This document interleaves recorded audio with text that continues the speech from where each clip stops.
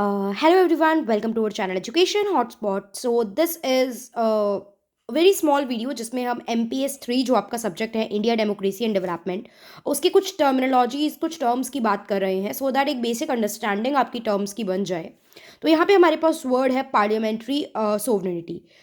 Sovereign word का मतलब होता है दैट समथिंग इज सुप्रीम। तो यहाँ पे हम लोग किसके साथ ये वर्ड यूज कर रहे हैं? We are using this word with parliament.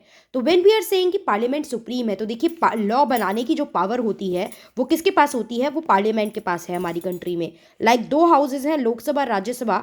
यहाँ पे आपका बिल मेजोरिटी से पास होता है and then president. In general बात कर रही हूँ, ऐसे तो मनी बिल वगैरह बहुत सारी चीज़ों में डिफरेंट कंसेप्ट होता है, बट जनरली अगर देखें तो बिल दोनों हाउसेस से मेजॉरिटी से पास होता है। देन प्रेसिडेंट जो है उस बिल को साइन करते हैं। देन दैट बिल और draft will become an act, वो एक एक्ट बन जाता है। राइट तो यहाँ पे पार्लियामेंट्री सोवरेनिटी का मतलब है कि जो बिल यहाँ पे बनाया गया, जो कानून पार्लियामेंट ने बनाया, उससे कोई भी, ना तो कोई कोर्ट चैलेंज कर सकता है, can neither be challenge in court nor it can be declared ultra vires, means null and void. उसको आप एक्ट को बिल्कुल जीरो नहीं कर सकते हो अगर कोई एक्ट पार्लियामेंट ने पास करा है तो। क्लियर?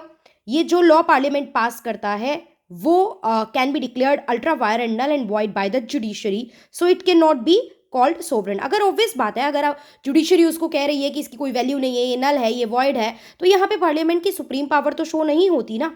तो that's why parliament sovereignty means that court will not challenge that particular act और law and parliament will have the supreme power.